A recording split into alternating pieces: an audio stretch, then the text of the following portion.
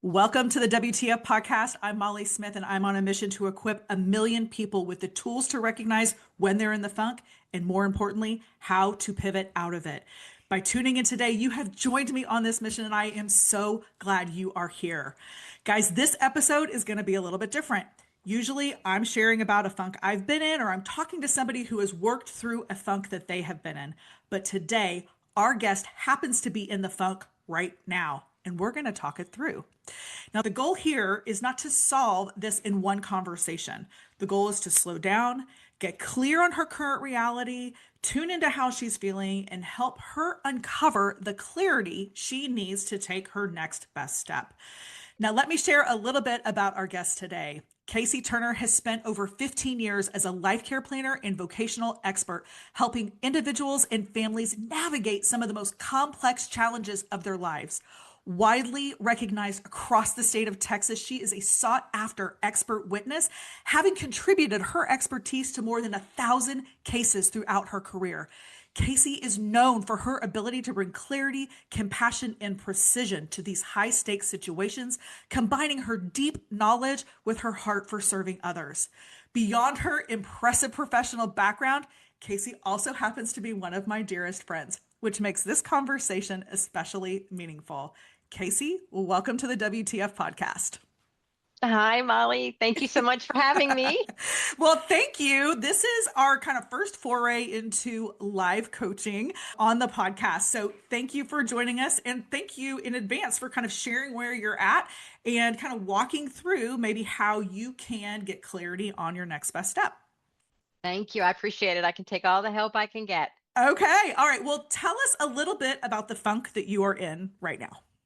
Okay. So I have been working for a company that I loved that was bought out by corporate America.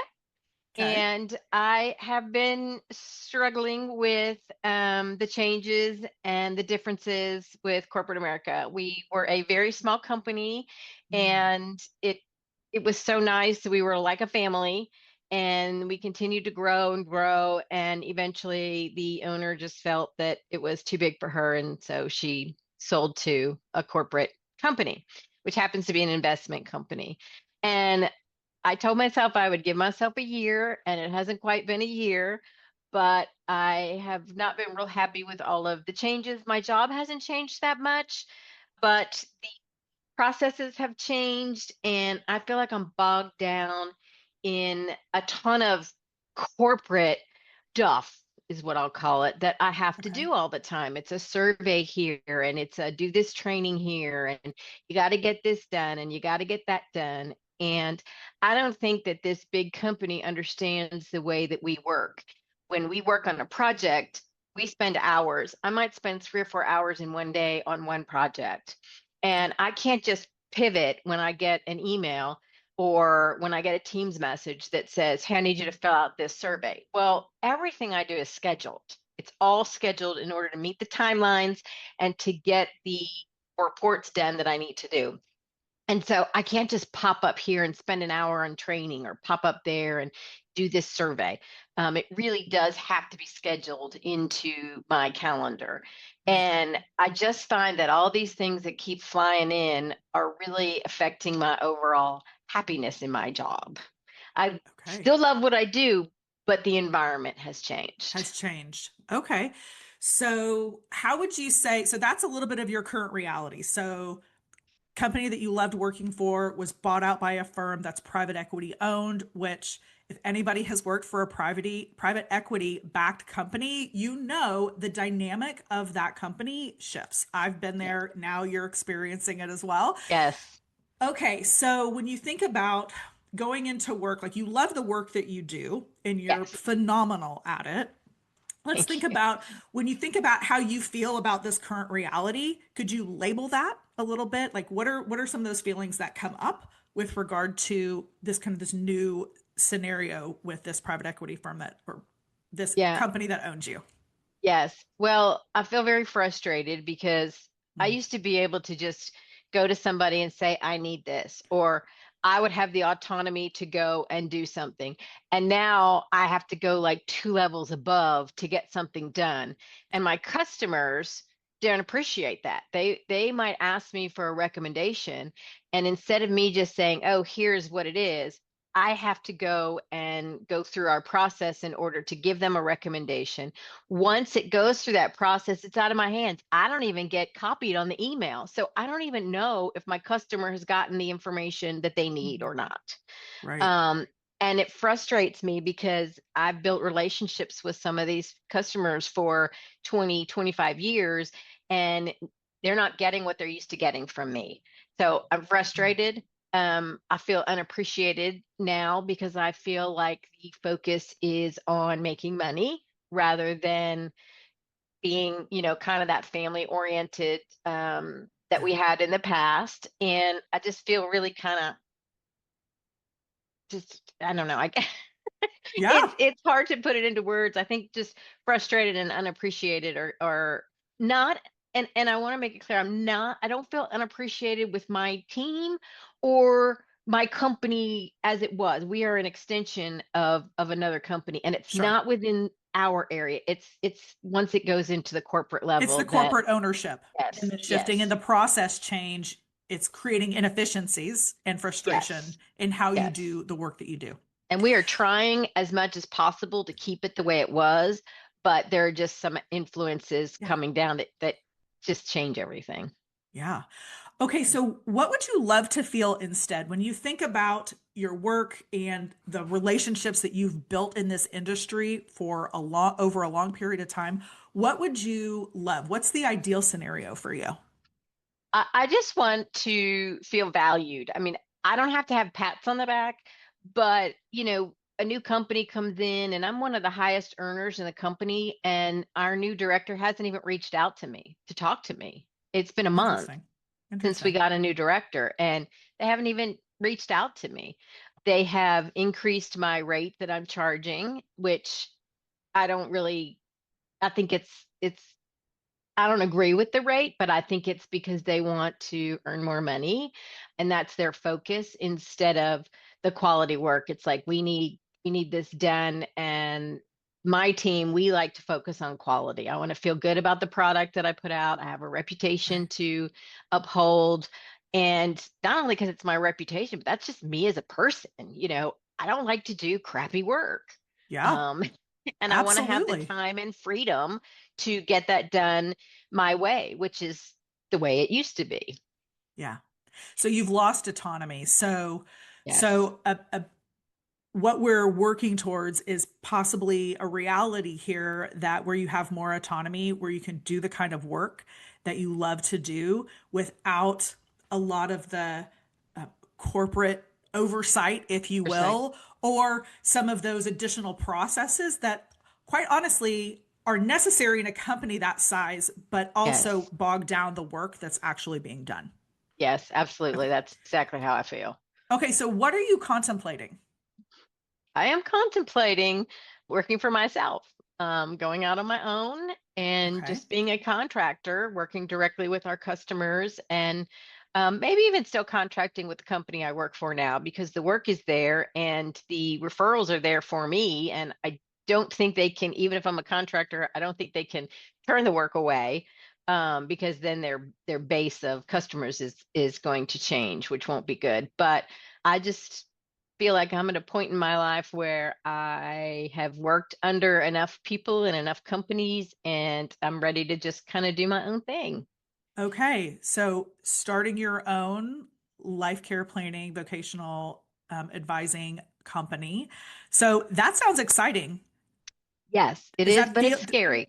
okay? Okay, so it's exciting, but also there's some fear in there. So let's Yes. talk through where's the fear coming from?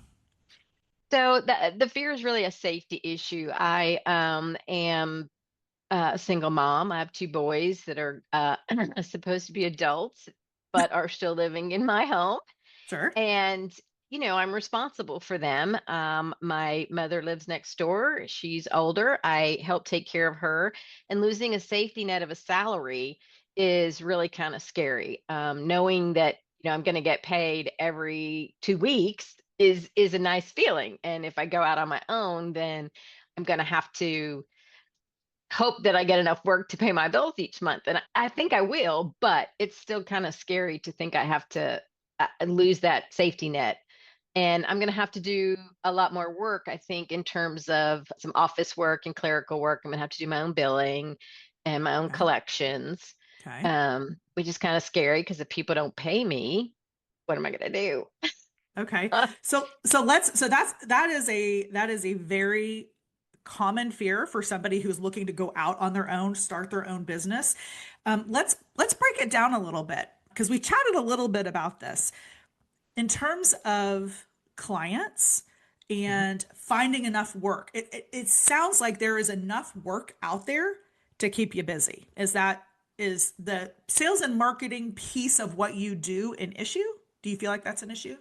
No, I don't think I'm going to have to do any marketing. I think they'll come right to me if they can Right. find me. Yeah. But Okay. I don't think that'll be a problem. Okay. So there's not going to, you don't feel like there's going to be like a fear of shortage in work.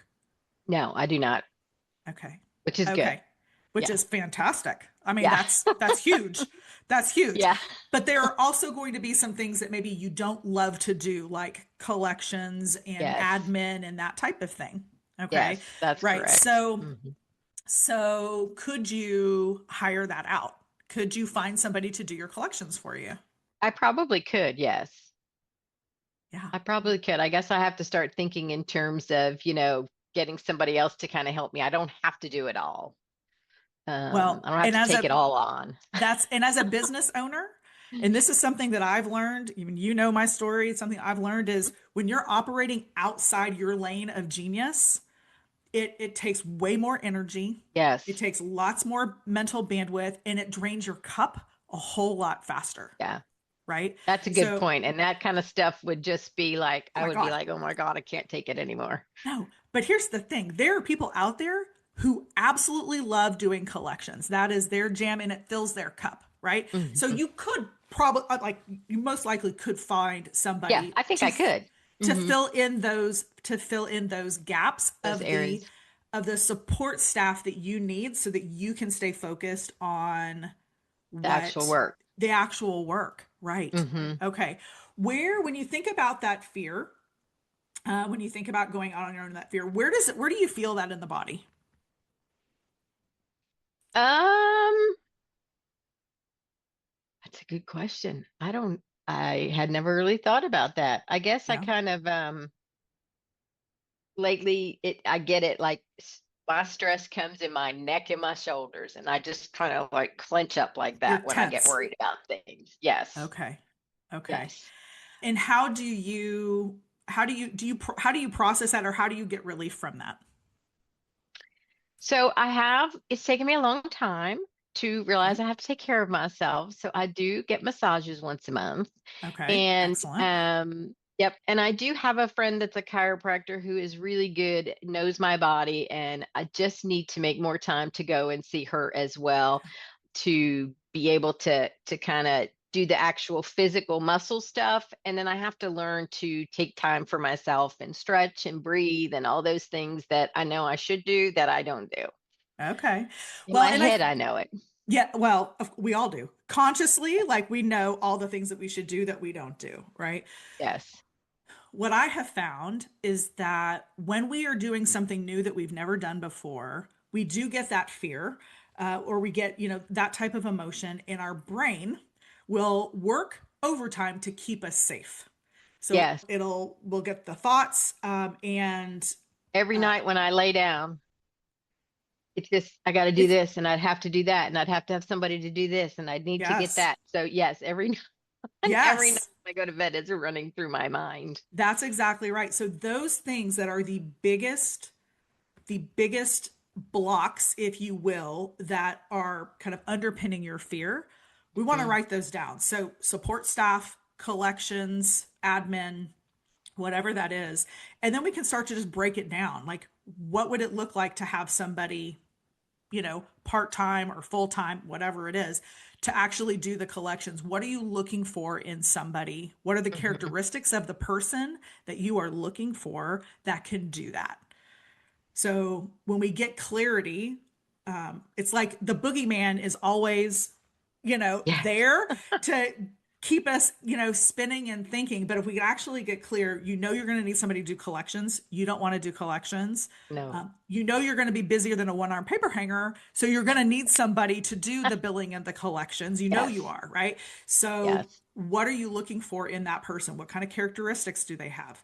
How many hours do they need to work or to start even, right? But those blocks, whatever those blocks are, actually like writing that down, getting That's it a out good of the idea. getting And then out of the head. it's just not the concept of Yes. this bothering me all the time. Yes. That's a really So good idea. we got to get it out of the head and onto paper. Hmm. There's something I got to research that. If anybody's listening and understands Right? like that connection, but there is something so powerful about getting it out of the head and onto paper. Onto And I'm paper. talking, I'm talking at least initially, like actually like journaling it out or sketching it out on paper, right? So Hmm. you're putting it someplace so it's not stewing up here, right? Yeah. Um, That's smart, Molly. okay, well, good. I mean, That's good. I had That's the never point. thought about it. That's the point. I had And never then thought about it like that yeah. before. And so then the next thing that, and I'm channeling my dear friend Lena, who has taught me this, and I have applied it through all areas of my life. But you get those characteristics of that person down, and then you think about, okay, what is it going to feel like to have somebody who I know has got my billing taken care of?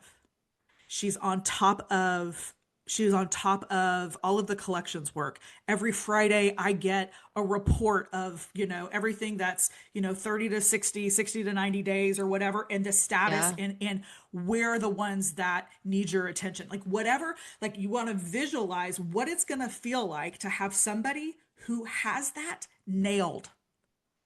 Man, that would feel really good. Yes. Okay. So spending some time kind of I mean, visualizing that, because here's the thing, and I'm all woo-woo energetics, yes. right? And so Yes. when you get clarity on what that is and you're writing that out and this is what this person is and this is, we work Yeah. really well together and all of that, and then you think about what is it going to feel like to have somebody who just like nails this every single day, and so like you don't even have to worry Like about a it. 50-pound weight would be lifted off my Yes. like cramped up Yeah. shoulders. Yes. Yes. Okay. So that probably is a big one. So Yeah. that Billings collection person. Yes, yes, yes. Okay. And then think about, okay, are there any other things? So other than the staff to make that happen, what are some other things that are kind of fueling that fear? Can you think of anything else?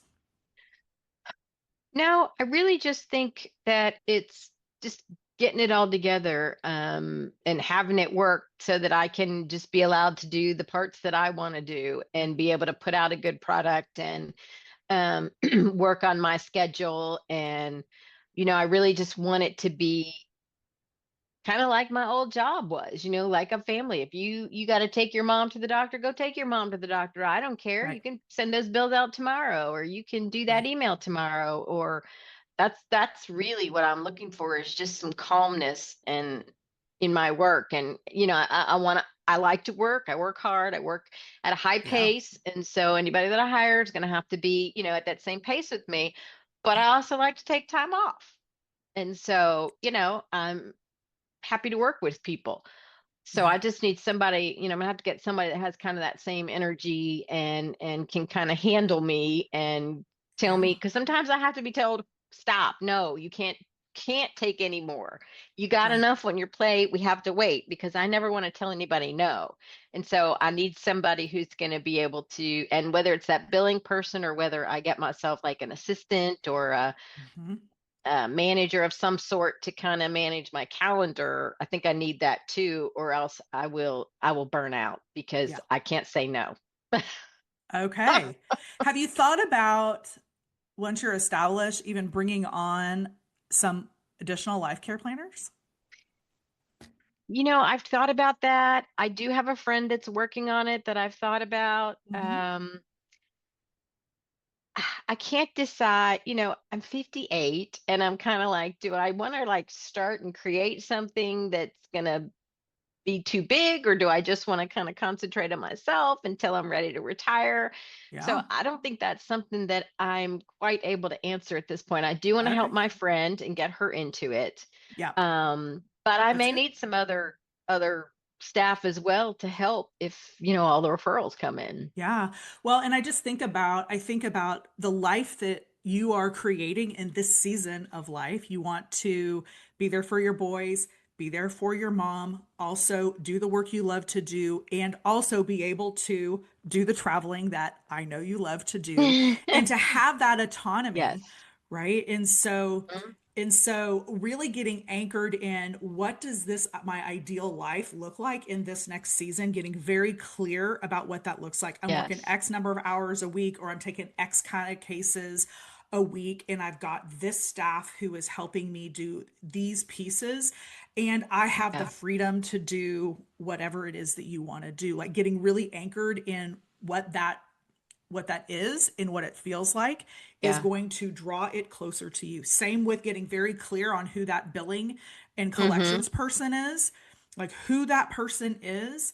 That is like getting very clear on that. That person is out there and is looking for a job to work, looking for a job that is exactly what you have, with the Right. flexibility and with the culture, because you've talked a lot about culture, just even going out on your own, the Yes. culture and the flexibility that you personally want to have, but that you also want to extend to the people who are supporting you, Right. right? Absolutely. And Okay. yeah, absolutely. And, another one of my goals over the next 5 years is to work as much so that I can save for my retirement.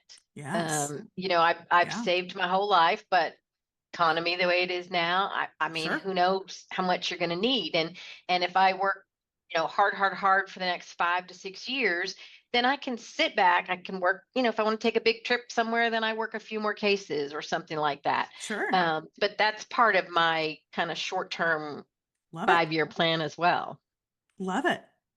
That's amazing. And that's entirely doable. It's entirely doable. But Yes, I the think one so. thing is you got to figure out, okay, what is that next best step? So from our conversation today, what is one thing that you feel like is a no-brainer that you can do to take that one step to take in order to make you starting your own life care planning business a reality? I'm totally going to start writing some things down. I Okay. mean, Yeah. that's like a no brainer. Why didn't I think of that? Listen, I mean, I get it. I get you it. know. Yes, I do. It's not my lane. That's why. And that's your lane. And that is such an important concept that you stay in your lane, because Yes. there are certain parts about this job I need other people, and I know that because math is not my subject. I don't want to have to be responsible for billing and all of that kind of stuff. And Yeah. so to actually kind of put some of that stuff down in writing and start thinking about how long I need somebody, how many hours, Yeah. I'm gonna do that for sure. Okay. And For that's sure. one thing. And here is I'm gonna make a prediction. You're gonna have to come back and tell me whether or not this is right. But I'm gonna tell Okay. you, every time when I'm stuck in the funk and I figure out, okay, what's one thing? What's the next best step, right? So as women, and especially as ambitious women, we want to know all of the steps before we Yeah. take the one, right? Right? Yes. Okay, Yes. Yes. so you've Yes. got this one step. The biggest thing that's driving some of this fear is about billing and collections and doing all that, because it's a bother. You don't want to have to deal with it. Yeah. So that one step is to get that documented, get it super clear. But what is going to happen, and here's my prediction, is that Okay. you're going to take that step, you're going to get very clear on that, and the next step is going to come. Like you're going to be like, oh, and then I can go do this, and then I can go do this. So you can take that first step. And when you're taking that first step, the following steps are going to come. So Are you gonna don't need come. to know step 2, 3, 4, 22, 74, 122. You don't Hmm. need to know, because you take the next best step and it will open up the doors to the following Show me steps what that the you need next to one take. is. Yes. Yes. So, It's pretty good, Molly. I'm impressed.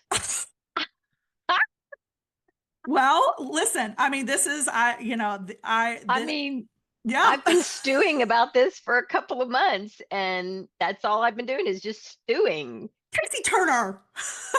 You should have I you know. should have messaged me before. Oh my I gosh. know. Isn't it I funny how love we it. never use our when when our friends have a skill set, we never think to call them about things. I mean, Hello. and then you Yes. go, wait a minute, Molly could Yeah. help me with this, or Yeah. For sure. For I sure. know. Well, I'm so glad. Okay, so you're going to take that one. You're going to take that one Yes. step. Any other takeaways from our conversation today? You're pretty smart, Molly. I knew you were, but Well, thank you. I'll take it. I'll take it. And hi, thank you. sister. I Thank mean, you for being my first live coaching on my oh my God, podcast. it was awesome. And anybody who has the Oh, opportunity should come and do this. I mean, I talk to Molly all the time because she's my friend, but we never work talk. And, yeah. we could have done this over dinner. And I never thought to just specifically say, hey, so take advantage of your friends. That's kind of one of my what Yeah. I've found. Take advantage of the knowledge that your friends have to help you because they want Yes. you to succeed as much as you do, Totally. you know? Totally. I love it. All right, Okay. you guys, that is it for this episode of the WTF podcast. Thank you so much for joining us. If this was impactful or helpful for you, or you know of somebody who would benefit from this, please, please, please share it and help me reach that million people who I am trying to help recognize when they're in the funk and how to pivot out of it. We'll see you next time.